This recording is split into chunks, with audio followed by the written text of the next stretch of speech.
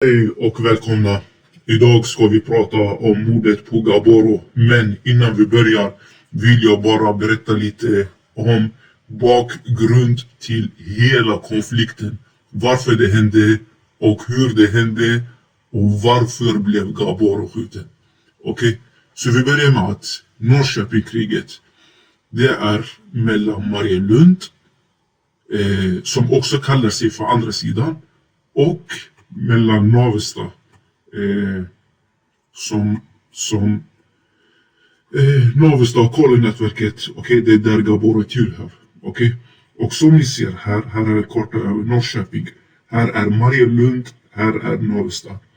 Det började med att konflikten började med narkotikahandel. Vissa, den här sidan, ville hämta från andra personer.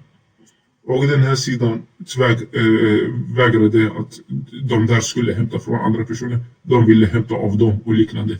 Det var en sån konflikt. Det var så den började. Okay? Sen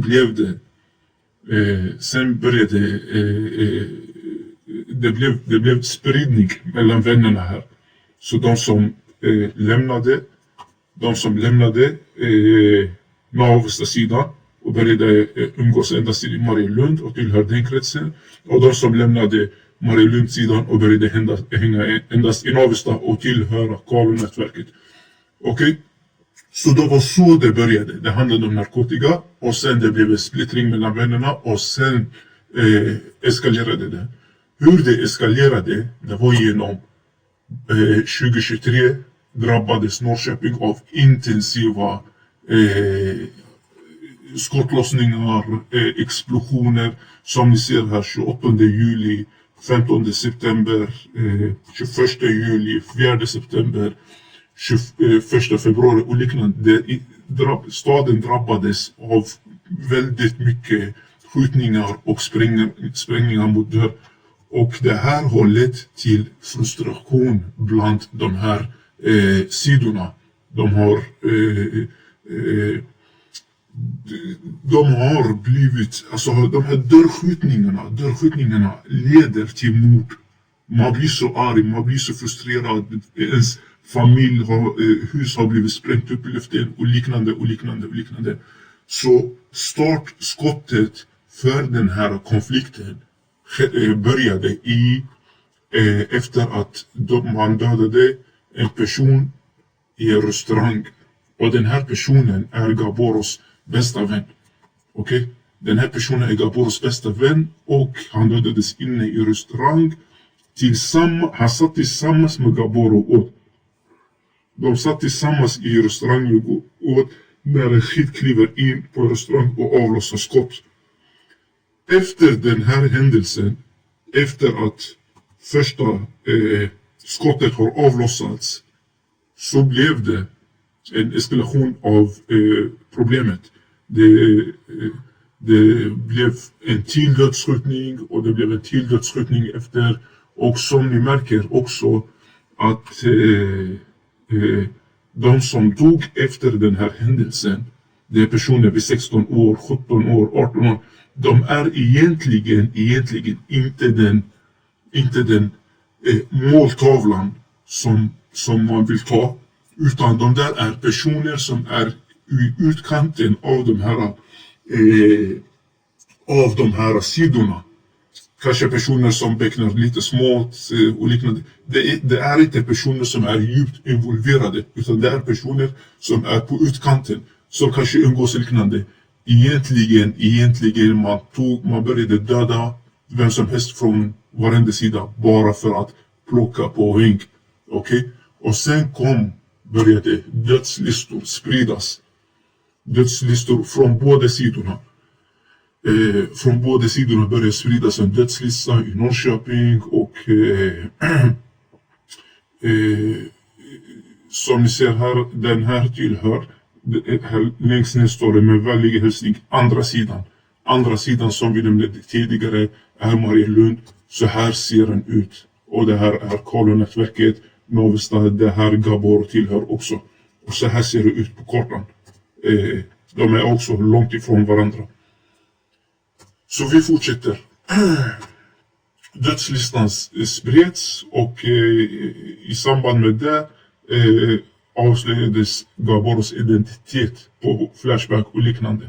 Det var därifrån man visste vem Gaboro var, och på andra fuppar också.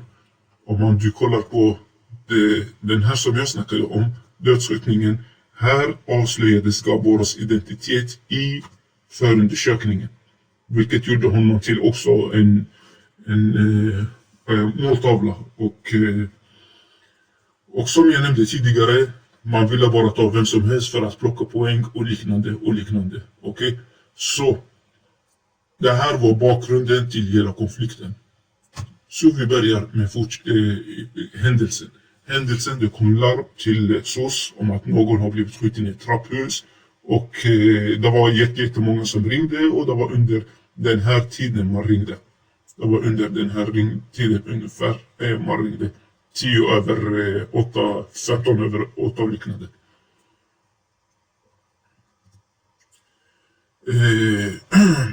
Bilen som användes vid skjutningen har blivit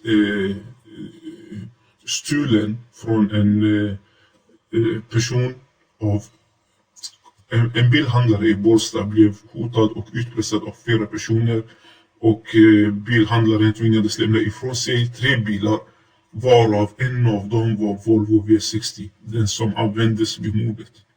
Okej? Så den bilen anmäldes stulen några dagar senare.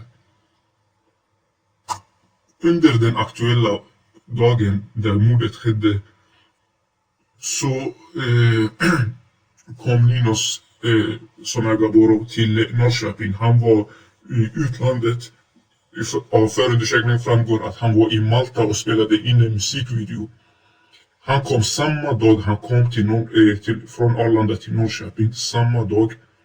Han var under dagen, jag tror, hemma, åkte lite till stan och liknande.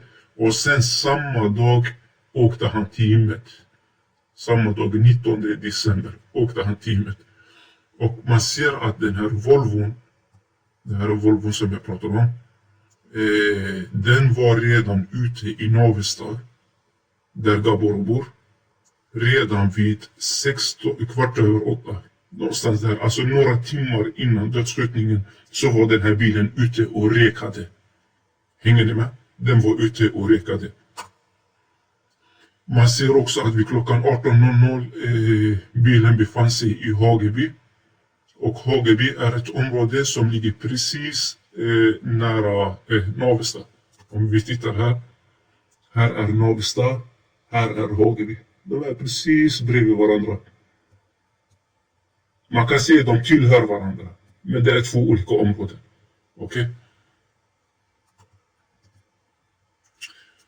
Så bilen var ute och rekade många timmar innan Gaboro åkte till gymmet. Klockan 18:00 den var i Hageby och snurrade runt i Hageby-Navestad-området. Och sen vidare, vi ser här en timme senare,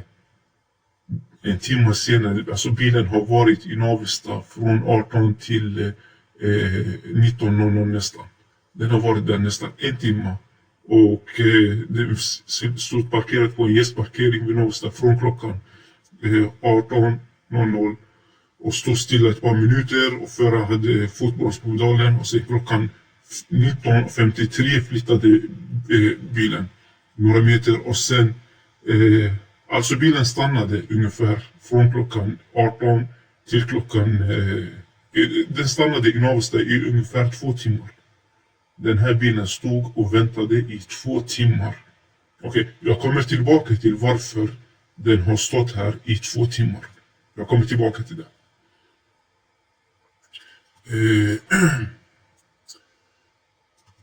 Vidare ser vi att den här bilen som jag pratade om åkte ut från parkeringsplatsen 19:55. Håll koll på tiden här. 19:55 åkte bilen ut från parkeringsplatsen ut mot rondellen strax i riktning mot Norrköping city. En övervakningsfilm fångade bilen på platsen. Bilen startades och stängdes av med jämna mellanrum. Okej, så som ni ser här, 19:55 åkte den ut ifrån Navestad. Och jag kan visa er här också vart gymmet ligger. Så bilen åkte härifrån 1955 in till in till staden. Här någonstans ligger gymmet. Okej? Det tar ungefär 10 minuter att åka från Navstad till alltså mitt i stan där gymmet ligger.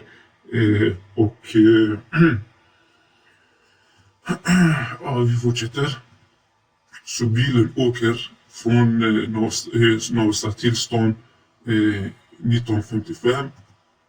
Vi ser här att Ninos parkerar sin pappas bil på våning 4 och han går in i gymmet som ligger i samma parkeringshus. Det är en galleria och det finns parkering och i mitten på våning plan 2 ligger gymmet. Här ser ni gymmet. Gaboro han går in i gymmet 19:22. 19:22. Håll koll på tiden här.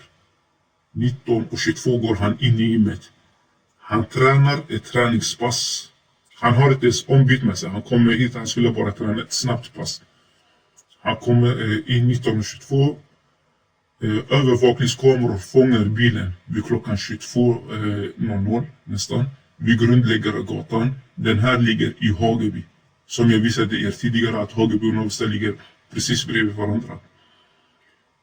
Och sen 20:07 skytten kör in i parkeringshuset i Spirran där gymmet ligger. Gymmet ligger på våning 2. Han kör in i Spirran och han kör in till 4:e våningen. Han kör upp till 4:e våningen. Och sen, håll koll på tiden, här 20:07 kör han in och han kör upp till 4:e våningen. Här ser vi att 10:20 Ninos Gaboro lämnar gymmet. Okej? Han lämnar gymmet 10:20. Och skytten kör in 3 minuter innan. Skytten kör in 3 minuter innan in i parkeringen. Och Gaboro lämnar gymmet 3 minuter senare. 3 minuter senare. Inne på plan 4 fanns det någon som hade lagt tuggummi på kameralinsen. Den som filmar här. Och vi ser här klockan 13 minuter, alltså 3 minuter senare. 10:20 han lämnar gymmet. 3 minuter senare han är på plan 4. Han är på plan 4. Och han är på väg mot sin bil. Och sen vidare när han 1 minut senare så dyker skytten upp och avlossar de dödande skotten. Det är 14:20. Så 20 och kvart över 8 kan man säga. 8:15 skytten avlossar de dödande skotten. Och sen när skytten kör ut, han råkar krocka sin bil också. Det kan bero på skytten var antingen drogpåverkad eller extremt nervositet och liknande. Bilen hittades senare av polisen i ett område som heter Ringarum tror jag. Ringarum. Men det är inte det som är viktigt, vart bilen hittades, utan DNA som fanns i bilen säkrades från en person som heter B. Olofsson, grad 4, om man bortser av att det kommer från en nära släkting. Man har använt sig alltså av DNA-släktning, den här släktforskning. Bilens bakregistreringsskiva också liknande. Och sen fanns det resultat hållas extremt starkt för att DNA-sökbruk kommer från B och grad 4. Att det talar starkt att det kommer från den här personen. Okej. Och vidare här ser vi DNA kommer därifrån. analys från DNA, analys och status.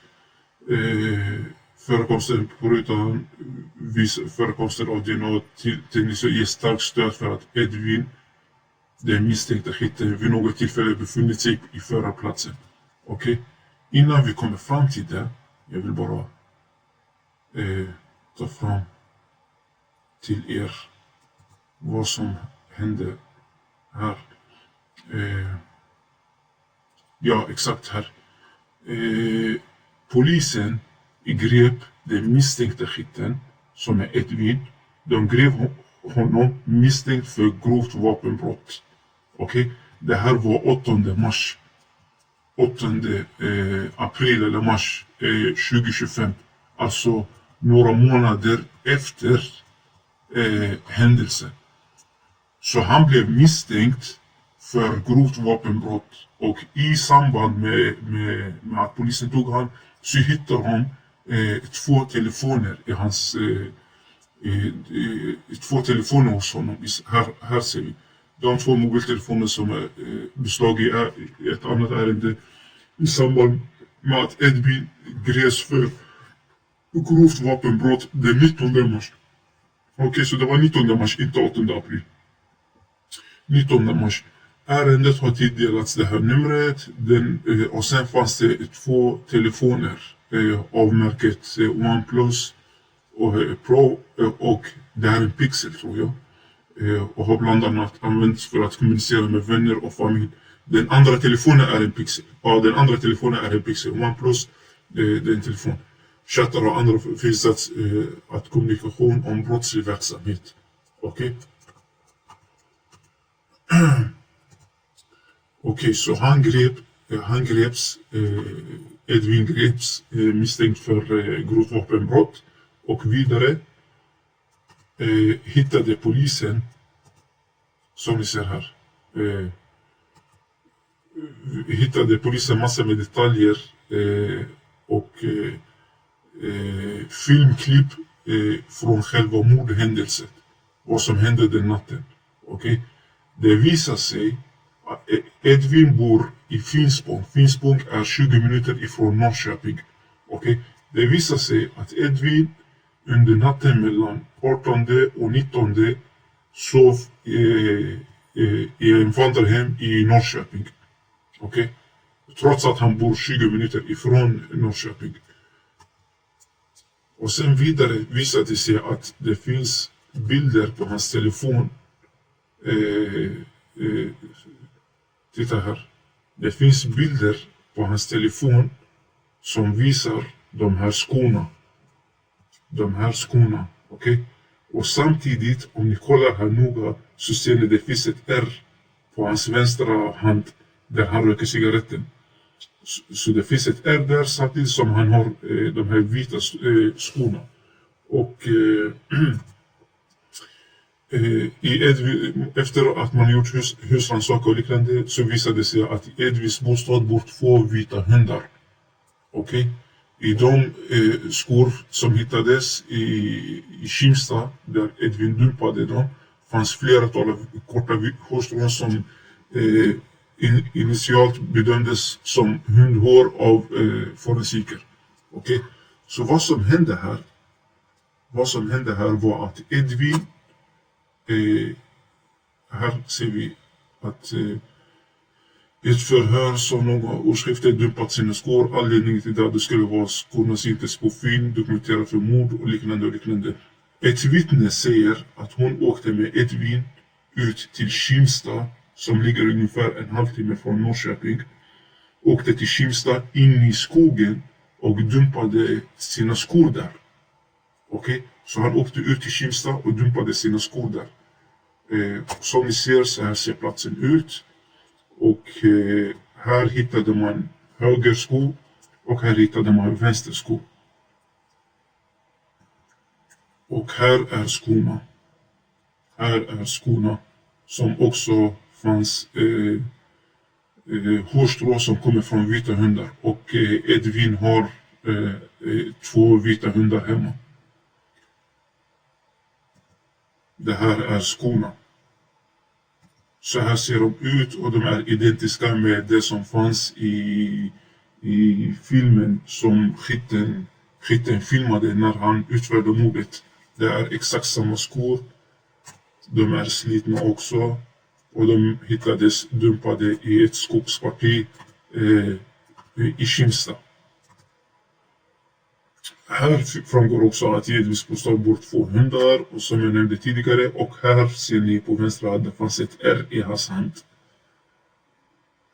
Sen framgår också att en vecka senare efter mordet så åker Edvin till Engelstad i Norrköping, det är en shoppingcentrum. Han åker dit och köper ett par skor och en tröja för totalt 2253. Det här kan man se på hans bankkonto som polisen gjorde utdrag på. Skorna var av märket Nike och hoodie av märket C-Racing. Okay? Och här ser ni också kvittot på att skorna kostade 1000 kronor. 1000 kronor. Skorna kostade 1000 kronor och tröjan 1999. Något sånt. Det här är vittnet som tidigare sa i förhör att hon åkte med Edvin ut till skogen där man skulle dumpa skorna, och samtidigt under den här händelsen så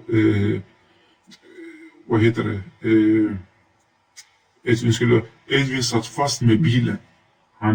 Samtidigt som han skulle åka till skogen och dumpa skorna så blev han fast med lera och i samband med det tagit saker från bilen som bilmotor, skokartong och liknande och lagt dem under däcket för att på så sätt få fäste och köra ut från lera.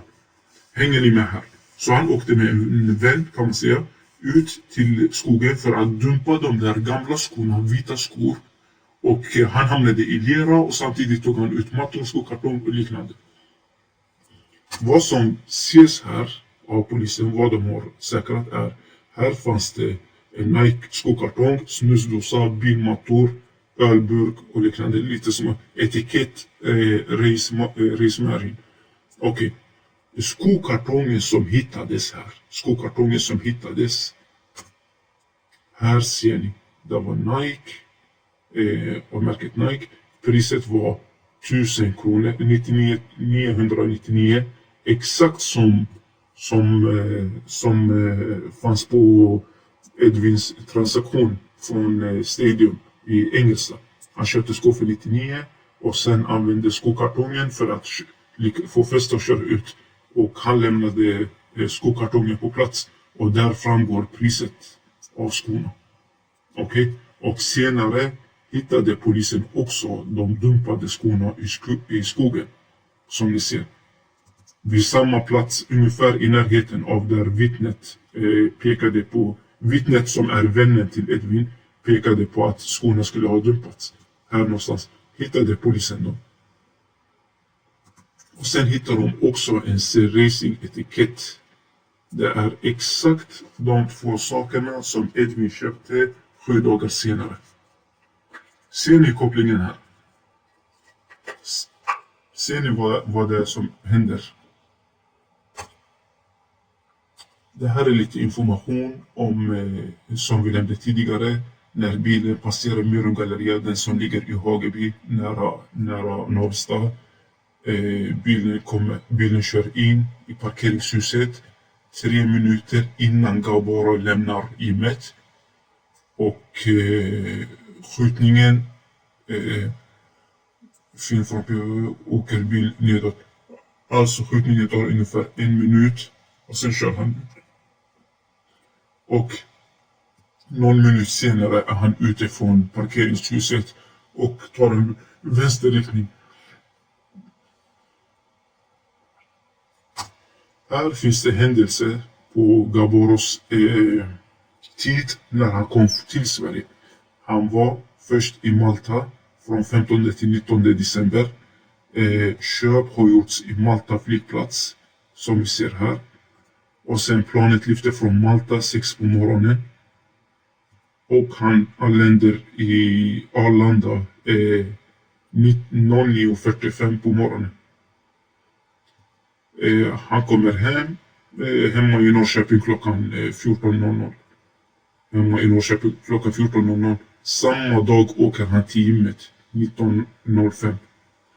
Och sen han anländer i Spiralen, alltså i gymmet. Som jag sa till dig, det tar ungefär 10 minuter att köra till stan.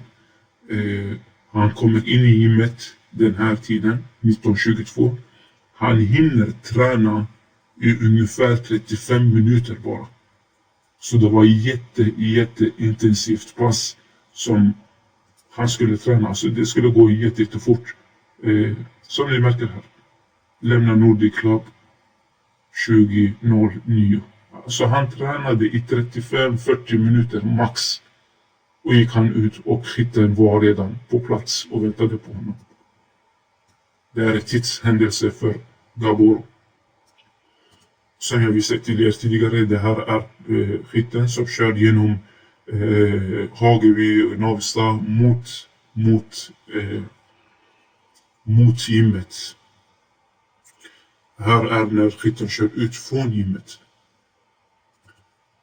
Och sen finns det också andra personer som har varit delaktiga i de här mordplanerna. Och det är en person som har hjälpt Hitten med flyktbilen i Söderköping. Han har hjälpt honom, han har kört honom alltså från Söderköping till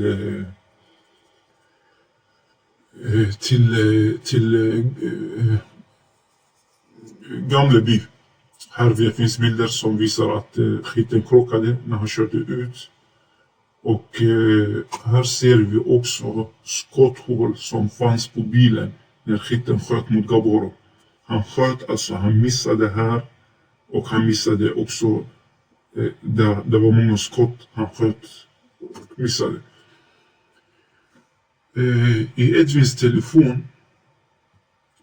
telefon har anträffats en film om ett vapen som liknar det som används vid mordet. Okej.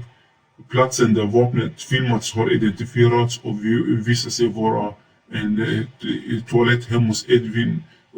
Alltså vapnet har identifierats och det visar sig att det var hos en toalett hos Edvin. Det finns även bilder där Edvin då han har på sig liknande skor. Kommer ni ihåg när jag sa till er den här med jag ska visa er den här. Edvin har på sig samma skor. Och det här ärret finns daterat. Och det finns kvar hos honom. Så han har på sig det samma ärr, det är samma skor.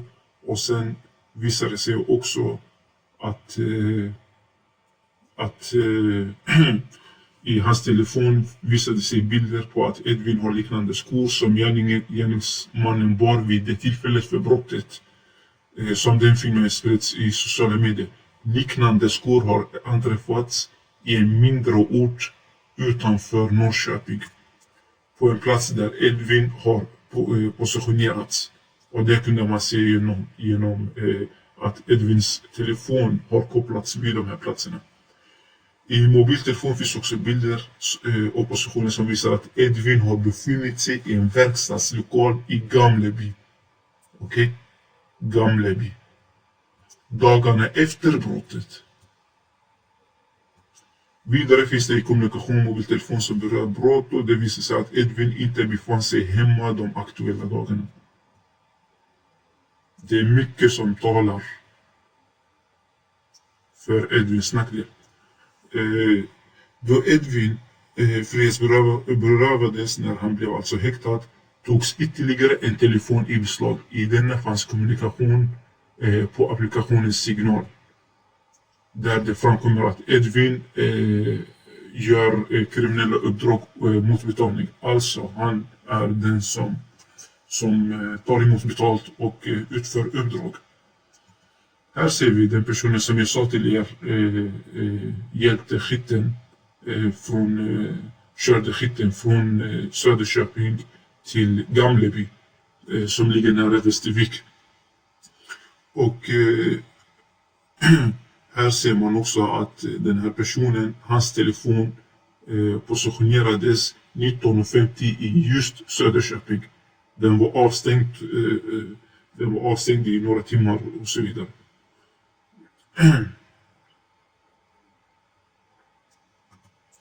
Sen ser man också att i Edvins telefon som polisen beslagtog fanns det bilder på en lokal som finns i Vallkragatan i Gamleby. Alltså att Edvin efter mordet har åkt och varit i Gamleby direkt efter mordet.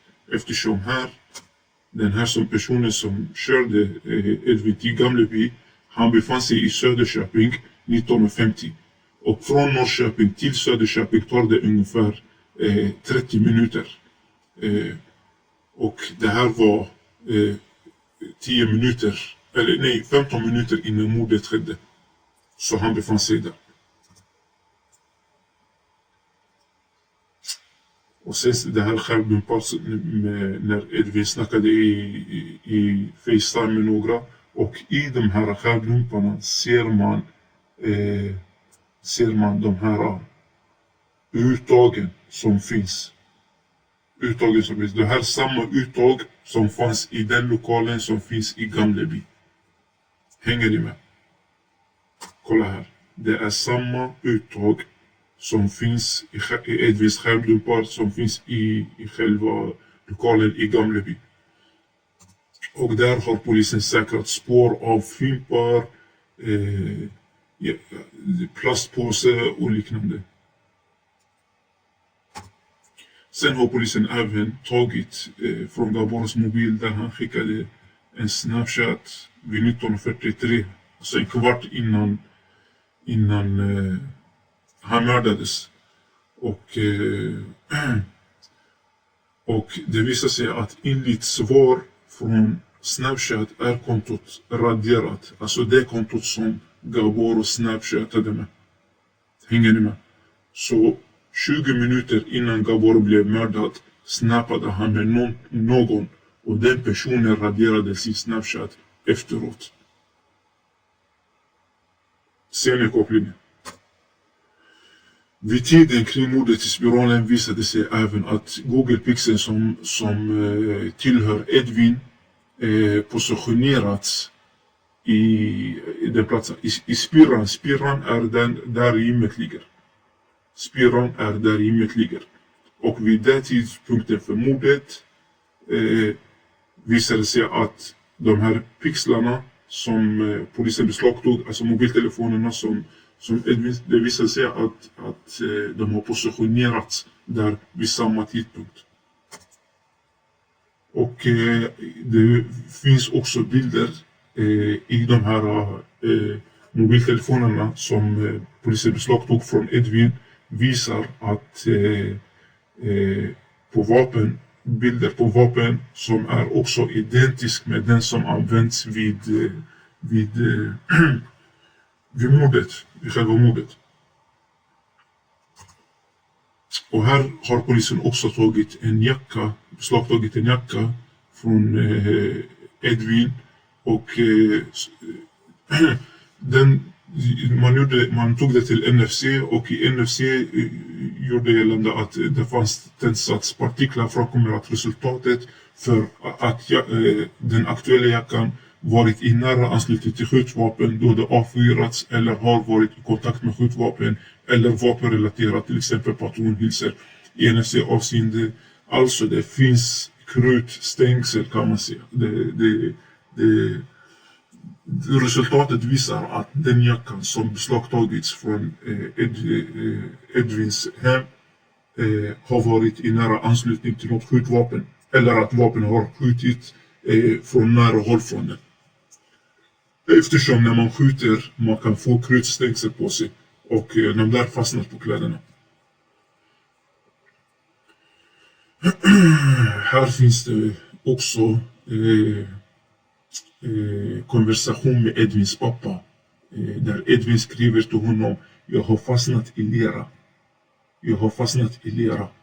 Kommer ni ihåg när jag snackade om, det ska ta fram till er, när han fastnade i lera här och sen använde skokartong och bilmattor för att få loss. I den här konversationen visade sig att han snackade med sin pappa och sa på honom, jag har kommit loss och liknande, men hamnade i lera. Det här tyder också på att det var Edvin som fastnade i lera och det var skorna han skulle dumpa. 8 april besöker polismyndigheten Kimsta och anträffar skokartong. Det var när polisen hittade skokartongen med märket C-Racing, vilket Edvin enligt kvitto hamnade vid samma tillfälle som skorna och bilmattorna. Så allt pekar på att det är Edvin.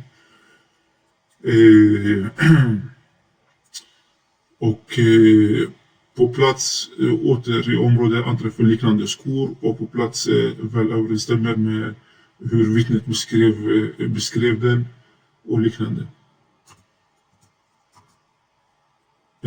I Edvins webbhistorik på den här mobilen som beslagtagits har man funnit 102 sökaktiviteter på webben kopplat till namnet Gaboro. Han har besökt en mängd olika källor för att ta del av information om själva händelsen och om hur polisens utredning pågår. Ser ni kopplingen här eller? Detta är som mest frekvent i början, direkt efter mordet, men pågår fortsatt till mobilen tas i beslag. Alltså detta är som mest frekvent i början. Alltså de här sökningarna var mest aktiva i början. Direkt efter mordet. Men pågår tills mobilen tas i beslag. Och sen polisen hittade också på hans telegram att han var med i massa kanaler där man skickar ut jobb där man söker jappare, alltså mördare, för att mörda och få betalning. Och här finns det också Norrköping 1-2 millar. Alltså 1-2 miljoner för den som utför ett mord. I Google Pixel finns också att Edvin och signal alias Gilberto Rodriguez.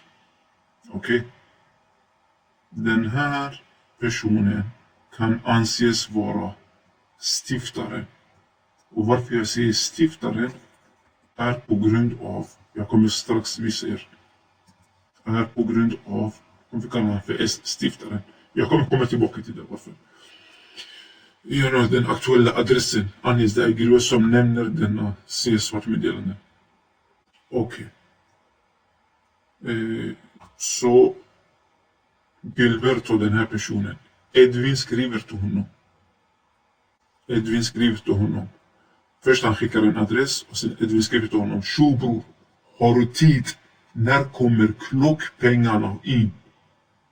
Den här klockpengarna, det kan användas för att vilseleda ifall polisen skulle ta mobilen i beslag, då man kan säga att jag har köpt en klocka, jag har sålt en klocka och liknande.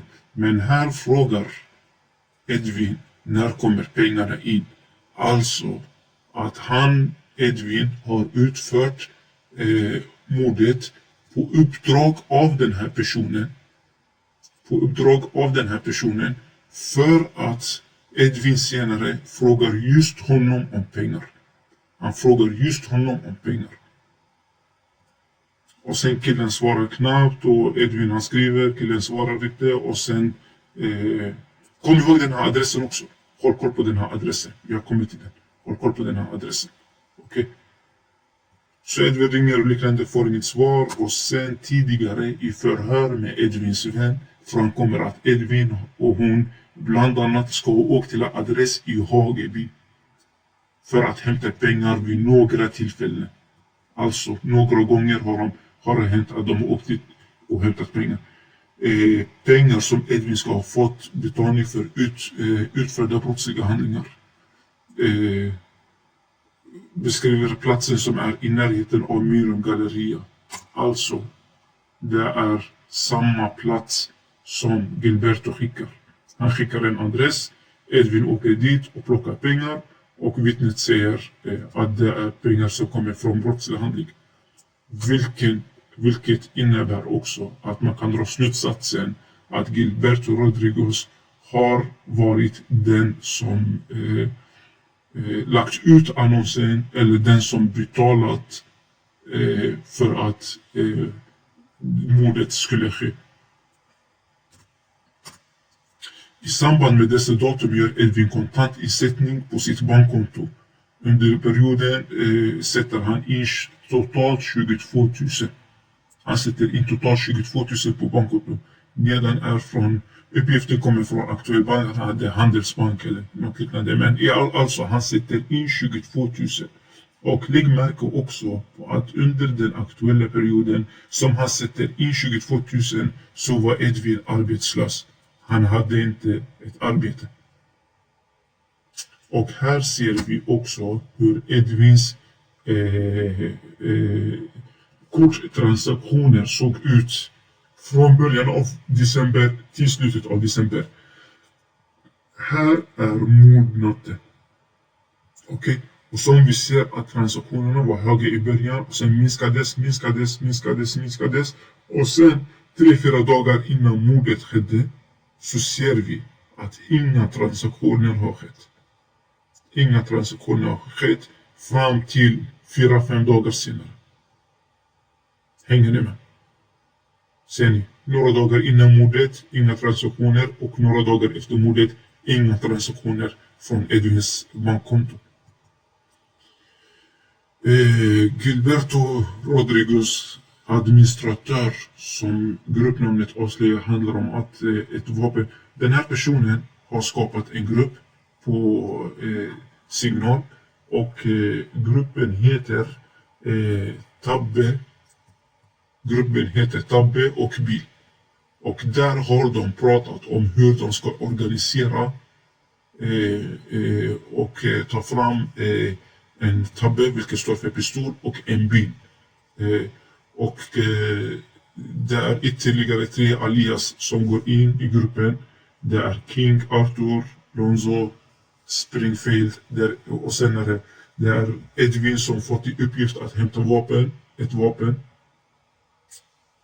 Och den här personen ska ansvara för att en bil ska hämtas från Eskilstuna. Edvins namn visar sig i chatten som är anonym. Alltså det här är Edvin. Det kommer dyka upp i chattarna från nu snart som jag kommer visa. Det här är Edvin. Okej.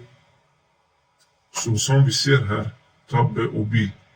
Gilberto är den som lägger till Edvin i gruppen. Okej. Så det här betyder att han är extremt engagerad i det här. Det är han som Edvin kontaktar när han vill ha pengar. Det är han som lägger till Edvin i den här signalappen. Och det är han som kopplar in Edvin i just den här Tabbe och Bilgruppen. Och sen här framgår också vartifrån de ska hämta en pistol och vartifrån de ska hämta en bil. Och sen det visar sig också att bilen som de skulle hämta det fanns inte batteri på den och liknande. Och så det var så här, de skulle lösa någon med kablar och komma in och starta bilen och liknande. Så det var så här massa med sådana grejer. Alltså, det var så stökigt hela. Och sen visade det sig att vidare uppger Edvin i förhör att han denna dag lånar en bil av Moa. Nej, förlåt, det är inte Edvin, det är Erdif.